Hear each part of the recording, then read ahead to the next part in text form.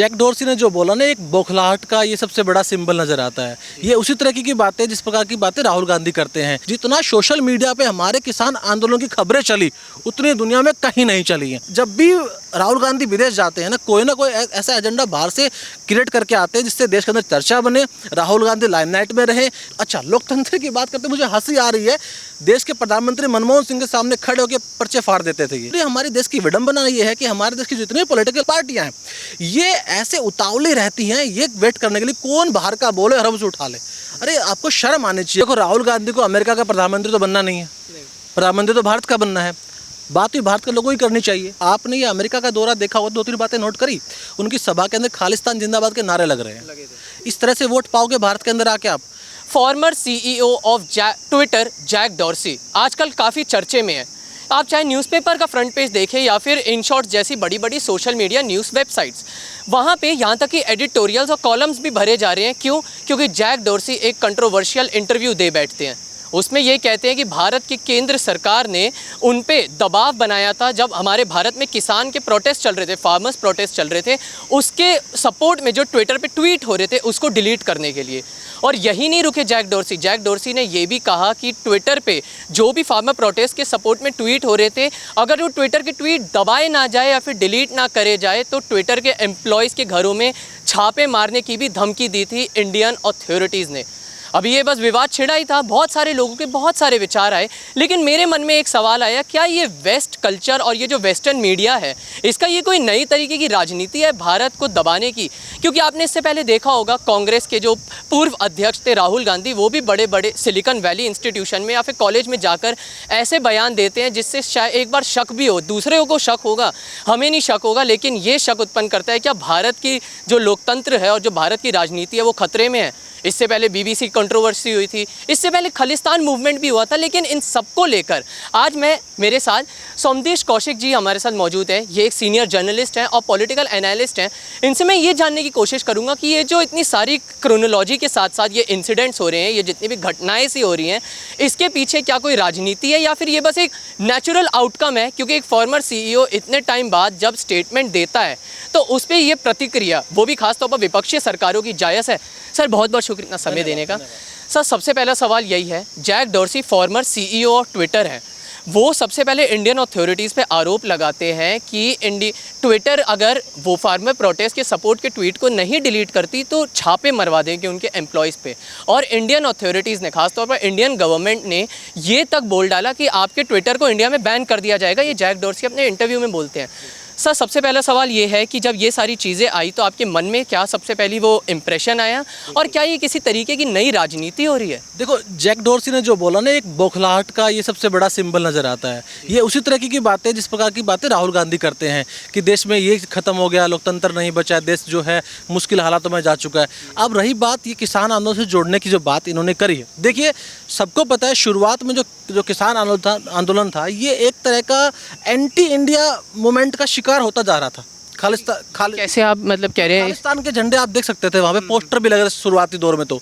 लेकिन जब धीरे धीरे लोग और जुड़ने लगे तो ये चीज़ें मतलब बदली और ये किसान आंदोलन के रूप में उठ के सामने आया। 1-1.25 साल तक लगातार ये आंदोलन चला। पूरी दिल्ली को बाहर से जाम करके रखा हुआ था। लोकतंत्र की अगर हमें ये लगता कि भारत सरकार इसको दबाना चाहती है तो वो सड़कों पर बैठने देती ही नहीं। ट्विटर तो बहुत छोटा जरिया है। और जिस नोटिस की ये बात कर रहे हैं कि भारत सरकार कह रही थी कि भाई आपको हम बंद कर देंगे, तो 2021 के जून के आसपास जब ये ब्रॉडकास्ट मिनिस्ट्री इनके पास थी, रविशंकर प्रसाद जी के पास थी, तब इन्होंने नोटिस ज़रूर भेजा था। लेकिन नोटिस क्यों भेजा था उसका समझना पड़ेगा। वो ये था कि भैया भारत की जो सुरक्षा है उससे समझौता हम नहीं कर सकते, क्योंकि मॉब लिंचिंग के मामले बढ़ने लग गए थे बीच में। ट्विटर पे कहीं से भी फेक जो खबरें वो वायरल होने स्टार्ट हो जाती थी, महिलाओं की सुरक्षा जुड़े बातें होती थी, कई बार ऐसे ऐसे एजेंडे चलते थे ट्विटर के ऊपर जो भारत विरोधी होते थे, प्रधानमंत्री को लेकर भी अपशब्द बोले जाते थे लगातार, ऐसे ऐसे ट्रेंड चलाए जाते थे जो भारत सरकार की योजनाओं से संबंधित होते थे लेकिन वो भारत के विरोध में होते थे। तो उनकी जानकारी भारत सरकार मांग रही थी, क्योंकि भाई देश की सुरक्षा से जुड़ा हुआ सवाल है। अब ट्विटर ने सब जानकारी देने से मना कर दिया। तब हमारे देश के उस वक्त के मंत्री ने कहा था कि ऐसा नहीं हो सकता कि लोकतांत्रिक एक देश के अंदर आप बाहर से आते हो, मुनाफा कमाने के लिए आओगे और चले जाओगे और देश की सुरक्षा से खिलवाड़ होता रहे, ऐसा हम नहीं होने देंगे। आपको जानकारियाँ देनी पड़ेंगी कि भैया जो ये फेक खबरें चल रही हैं इसका मेन सोर्स कहाँ से उठा है। तो ये चीज़ें देने से मना किया। तब पहली बार जो है छापा भी गया था, पुलिस ने वहाँ पे छापेमारी भी की थी और उसके बाद से चीज़ें बदलती चली गई। अब चूंकि ये फॉर्मर हो गए हैं। अच्छा, दूसरी बात ये कहते हैं कि प्रोटेस्ट को दबाने की कोशिश ट्विटर के माध्यम से की गई थी। मैं उनसे पूछता हूँ, डोनाल्ड ट्रंप का जो ट्विटर अकाउंट था वो बंद कर दिया था ट्विटर ने, क्यों? आपने किसकी आवाज़ दबाने की कोशिश की? क्या वो डेमोक्रेसी का पार्ट था या वो फ्री स्पीच का पार्ट था? ये फ्री स्पीच का निशानी थी क्या? अगर उनसे सवाल किया जाए, कितने ही ऐसे अकाउंट्स हैं जो कि मैं साफ बोलना चाहूँगा, राइट विंग की विचारधारा को सपोर्ट करने वाले जो अकाउंट्स होते थे उनके ऊपर एक अलग तरीके से मॉनिटरिंग की जाती है ट्विटर के माध्यम से। और वो सिर्फ इंडिया में नहीं है, पूरे वर्ल्ड में आप देखोगे तो ऐसा हो सकता है। अमेरिका में कितने ऐसे अकाउंट सस्पेंड कर दिए जाते हैं जो कि एक खास तरह की विचारधारा को सपोर्ट कर रहे हैं। वहीं आप देखिए कितने बड़े बड़े एजेंडे चलते हैं ट्विटर के ऊपर, उन पर कोई एक्शन नहीं होता। लगातार ट्विटर खुद भी अपने आप को, ये ट्विटर को खुद बताना पड़ेगा क्या वो न्यूट्रल है या वो सच में बायर्स है।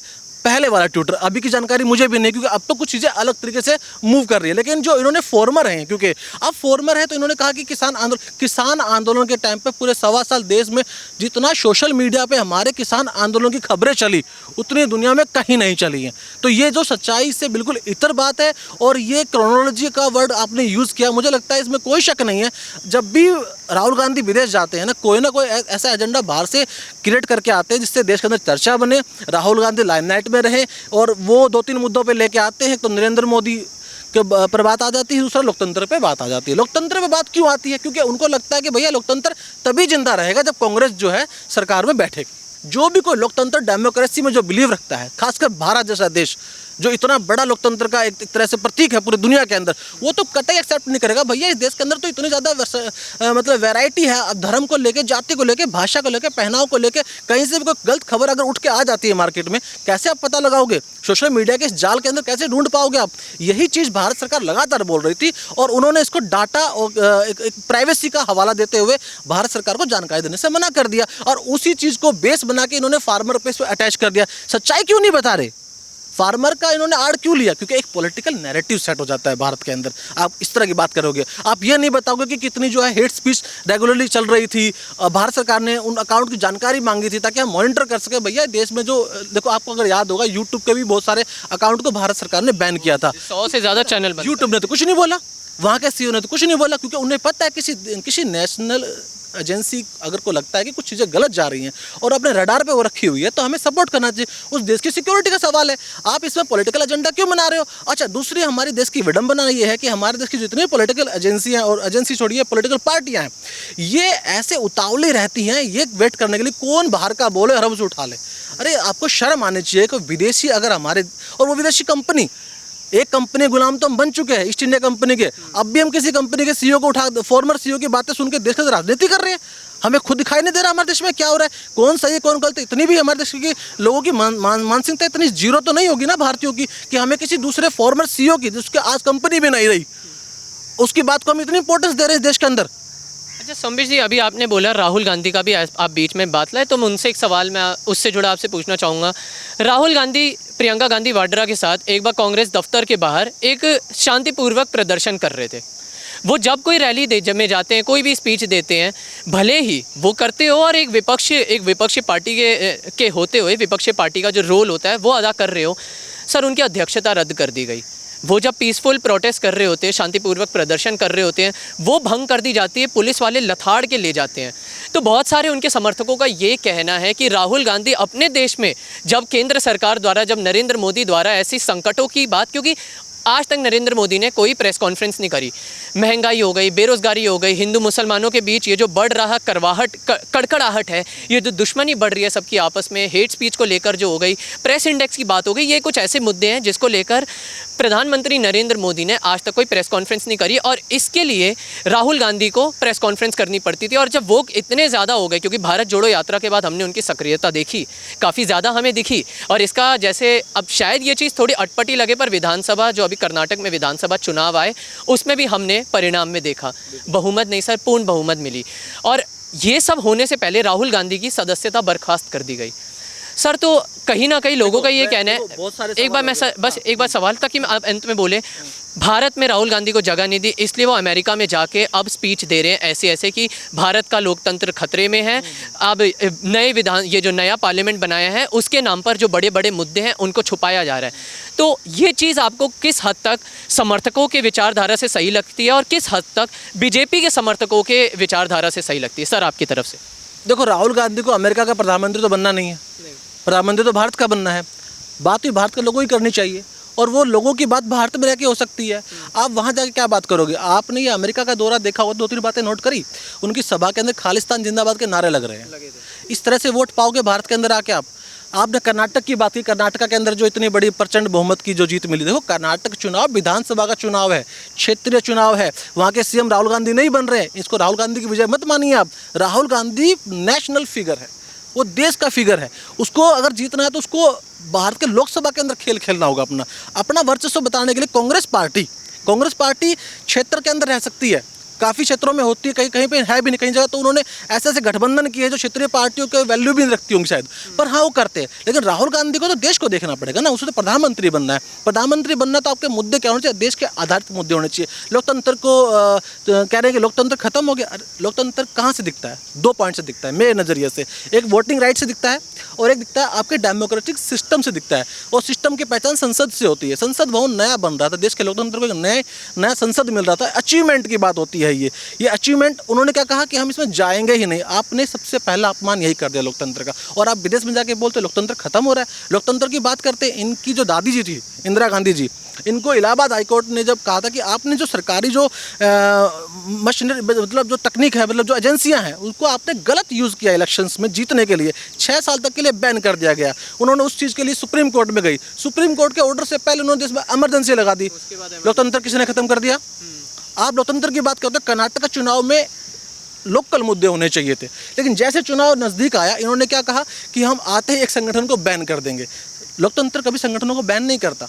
आज से पहले जब इनके जो नाना जी थे, नेहरू जी, उन्होंने आरएसएस को बैन किया था। लोकतंत्र तोड़ने की जो परिभाषा, ठीक है, ये सब बातें एक पॉलिटिकल बातें हो सकती हैं। आप ये बताइए कि अभी कुछ दिन पहले, 2-3 दिन पहले ही कनाडा के अंदर, शायद मुझे जानकारी पूरी ना हो, अब चेक कर लेना इसको एक बार, कि कनाडा में शायद एक रैली निकली थी जहाँ पे इंदिरा गांधी को शूट करते हुए एक रैली निकाली गई थी।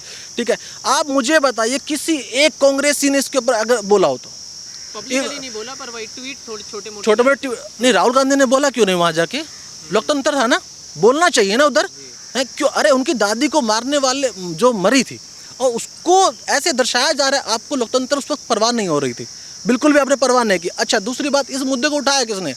उन्हीं लोगों ने जिसके ऊपर ये इल्ज़ाम लगा रहे हैं कि लोकतंत्र खत्म करते जा रहे हैं, जिनको ये बार बार बोलते हैं कि गोदी मीडिया ने पूरी डिबेट चलाई इसके ऊपर, पूरी टेलीकास्ट दिखाई। बीजेपी के कद्दावर हमारे जो फॉरेन मिनिस्टर हैं एस जयशंकर ने तो आड़े हाथों कनाडा को लिया कि जो भारत विरोधी एजेंडे आपके वहाँ चल रहे हैं, इन्हें आप रोकिए, इस पर अंकुश लगाइए आप। कोई भी राहुल गांधी ने किसी और ने इसके बारे में बोला नहीं, क्योंकि वो वहाँ पे ट्रक की यात्रा कर रहे हैं, वहाँ पे वो मजे ले रहे हैं ट्रक यात्रा के। अरे जब आपकी सरकारें थी तो आपने ट्रक वालों को सुध ली कभी? तब अच्छा, लोकतंत्र की बात करते मुझे हंसी आ रही है। देश के प्रधानमंत्री मनमोहन सिंह के सामने खड़े होकर पर्चे फाड़ देते थे ये, संसद के अंदर खड़े होकर। ये लोकतंत्र बचाने की बात कर रहे हैं, ये मतलब दुहाई दे रहे, लोकतंत्र की बातों की दुहाई दे रहे हैं हमें। इन्हें शर्म आनी चाहिए। अपने इज्जत पता नहीं क्यों नहीं बचा के रखते हैं ये, क्यों बार बार चाहते हैं कि मैं ऐसा कुछ बोलूँ जिससे लोग भी धज्जियाँ उड़ा दें। ठीक, अब बात आपने की कि भाई बेरोजगारी पे हमारे देश के पीएम नहीं आते। मैं मानता हूँ देश में बेरोजगारी बहुत बड़ा मुद्दा बन गया है, ठीक है, और ये भी बिल्कुल ज़रूरत है कि सरकार जो प्रधानमंत्री वो आए सामने, लोगों को बताएं। लेकिन अगर मैं इसको थोड़ा पीछे देखूं, इसकी जड़ों पे जाऊं, तो इसकी गलती भी इन्हीं लोगों की है। देश में इंफ्रास्ट्रक्चर बिल्ड क्यों नहीं किया? आपको बताऊं, आज से 30-32 साल पहले भारत और चीन जो ने एक ही नाव में सवार थे, एक ही रफ्तार से आगे बढ़ रहे थे। चाइना ने क्या किया, तुरंत अपने जो नाव के अंदर जेट लगाए और उन्होंने रफ्तार पकड़ी और हम चप्पू पे रहे लगातार। आज जो अच्छा रफ्तार कैसे पकड़ी जाती है? इंफ्रास्ट्रक्चर को मजबूत करके। आप अच्छी सड़कें बनाइए, अच्छे पोर्ट बनाइए, अच्छे रेलवे कनेक्टिविटी दीजिए, अच्छे बड़े बड़े एयरपोर्ट बनाइए, इंफ्रास्ट्रक्चर ऐसे बिल्ड होता है। ये सरकार पिछले 9 साल में क्या कर रही है? उसी जो नाव के अंदर वो भी जेट लगाने की कोशिश कर रही है कि अगर हमारे सड़कें बनेंगी तो ऑब्वियसली कंपनियां तभी तो आएंगी। कंपनियां ही नहीं आएंगी तो रोजगार, सरकार के अंदर इतनी एबिलिटी कैसे आएगी? अच्छा, सरकार भी नौकरी कैसे देगी? जब तक रेवेन्यू सरकार के पास नहीं पहुंचेगा तो वो नई जॉब कैसे प्रोड्यूस करेगी? अब जब तक रेवेन्यू मॉडल पे ही काम नहीं करोगे, आप लोगों ने इतने साल राज किया, आपने बेसिक वर्क पे काम नहीं किया, आप देश को नेशनल हाईवे तक नहीं दे पाए, एक्सप्रेस वे नहीं दे पाए। अरे आज सोचिए, अगर आपका मैन्युफैक्चरिंग प्लांट अमृतसर में है, माल सप्लाई करना आपको चेन्नई में करना है, औसत हमारे देश में मालगाड़ियों की रफ्तार कितनी होती है? 40 किलोमीटर प्रति घंटा की होती है। किलोमीटर नाप लीजिए कितना होता है, कितने दिन में पहुंचेगा माल? फिलहाल तो स्टेशन पे, वहाँ से फिर लोड होगा, डिस्ट्रीब्यूट होगा, कितना समय लगता है? आज आप पकड़िए, तुरंत पहुँच जाते हैं, एक रात में आप आराम से अपना माल लेके पहुँच सकते हो। तो ये चीज़ें, इसलिए हमारे देश में बेरोजगारी बढ़ गई। जनता लगातार बढ़ती जा रही है, पॉपुलेशन लगातार बढ़ती जा रही है, लेकिन उतने ही रेट में हमें जो है इंडस्ट्री नहीं मिल पाई, हमारे में इन्वेस्टमेंट नहीं आ पाई। अब ये बार बार बात बोलेंगे कि भाई देश के अंदर बेरोजगारी बढ़ गई, आप इसका फाइनल रीजन बताइए ना। आपने तो घोटालों से कमी छोड़ी ही नहीं। इंडस्ट्री तब आएगी जब घोटाला करना बंद करो। 2G का मैटर करना हो, कोयला का मैटर करना हो, अरे यार देश के अंदर इतना बड़ा कॉमनवेल्थ गेम हुआ, उसके लिए देश ने इतना उधार लिया, उस उधार में भी घपला कर दिया आपने। अरे 5,000 रुपये टॉयलेट पेपर कभी मिला, किसी ने खरीदा है क्या? आज भी नहीं है। 50 रुपये का आइटम भी बोल रहे भाई नहीं, तुम महंगा बेच रहा है, 30 रुपये मिल जाएगा, 20। इन्होंने 5-5 हज़ार के टॉयलेट पेपर बेचे, इतना करप्शन ठोक दिया इस देश के अंदर, और फिर एक बोलते हैं रोजगार नहीं दे रहे। कुछ तो रिकवरी देश को करनी पड़ेगी। ये बात बिल्कुल सही है कि प्रधानमंत्री को आगे स्पष्टीकरण देना चाहिए, लेकिन हमें भी सोचना चाहिए कि अगर देखिए, सरकारी नौकरी मिलना ही रोजगार नहीं हो सकता। इस देश ने अब स्टार्टअप की रास्ता पकड़ लिया है। आज आप लोग भी और हम जैसे लोग भी स्टार्टअप की राह पे तो हैं। हम कौन सा मुंह धोके बैठे हुए हैं कि सरकार नौकरी देगी आके? हमें पता है कि जब इतना बड़ा मार्केट, जब दुनिया आगे कमा सकती है, तो हम यहाँ आके क्यों नहीं कमा सकते? तो ये परिभाषाएं अलग है। सर, एक आखिरी सवाल और ये है कि जैक डॉर्सी का स्टेटमेंट हो गया या फिर राहुल गांधी का जाना, ये जो 10-11 दिन का दौरा था वो हो गया, इन सब से क्या इन एग्रीमेंट्स और ये जो डिप्लोमेटिक रिलेशंस, अगर अपनी भाषा में बोलूँ तो इन अमेरिका और ये भारत के बीच के जो डिप्लोमेटिक रिलेशंस हैं, इसके बीच में कुछ आपको लगता है फ़र्क आएगा सकारात्मक तरीके से या नकारात्मक तरीके से? सर, इनके ऊपर कोई फ़र्क नहीं पड़ने वाला। ये जो रिश्ते होते हैं, ये नेशन टू नेशन होते हैं, पार्टी टू नेशन नहीं होते कभी भी। राहुल गांधी जो बात करने की कोशिश करते हैं, ये पार्टी टू नेशन जोड़ने की बात करते हैं कि अगर मैं कुछ बोलूँगा तो अमेरिका कुछ अलग तरीके से रिएक्शन करेगा। ऐसा नहीं होता, क्योंकि देखो, अब जो भी इम्प्लीमेंट, भारत एक बहुत बड़ा बाज़ार है, अभी चाइना की तरफ देखा जा रहा है लगातार। फिर ये आप देखिए कि जो AI की आपने बात करी, दूसरा जो चिप वाला काम है, जो इसको सेमीकंडक्टर, जो भारत जो है आने वाले 5 सालों में ऐसा सिस्टम बिल्ड कर रहा है गुजरात के अंदर। तो भारत के जो ये संबंध है, अभी अमेरिका बहुत पॉजिटिव हमें देख रहा है, क्योंकि ये बहुत बड़ी मार्केट है और देश जो भारत, इसमें पोटेंशियल है गुरु। आप समझो, इस देश ने ऐसे ऐसे इंजीनियर दे दिए, ऐसे ऐसे वैज्ञानिक दे दिए। आज USA की हर बड़ी कंपनी में तीसरा एम्प्लॉय जो है इंडियन है। वो इसीलिए क्योंकि वो कैपेबिलिटी रखता है। आज टेक के अंदर हमारा UPI वर्ल्ड मान रहा है, इस टाइम पे टेक्नोलॉजी है वो, इसीलिए मान रहा है। आज पूरे दुनिया में UPI सिस्टम की जो है, जो उसका जो कोर है, उसको यूज़ करने की बात चल रही है। S जयशंकर जैसे हमारे फॉरेन मिनिस्टर इस वक्त जो हमें देश को मिले, ये बड़ा तरीके से बांध के रखे, डिप्लोमेटिक रिश्ते होते हैं ये पार्टियों से नहीं चलने। और राहुल गांधी को तो देश में सीरियस नहीं ले रहे लोग। मैं तो बड़ा उनका दिमाग मानता हूँ, जैक डॉर्सी जैसे लोगों का जो सीरियस लेते हैं राहुल गांधी जैसे बंदे को। भाई वो जो बंदा अपने देश की राजनीति को ढंग से नहीं समझ रहा, जो बंदा अपने देश के इंटरेस्ट को नहीं समझ पा रहा, जो बंदा ये नहीं समझ पा रहा कि देश के कोर मुद्दे क्या हो सकते हैं, जनता को कैसे एड्रेस किया जा सकता है, आप विदेश में जाके ये हरकतें करोगे, उससे आपको प्रेम नहीं मिलेगा। समझिए इस बात को।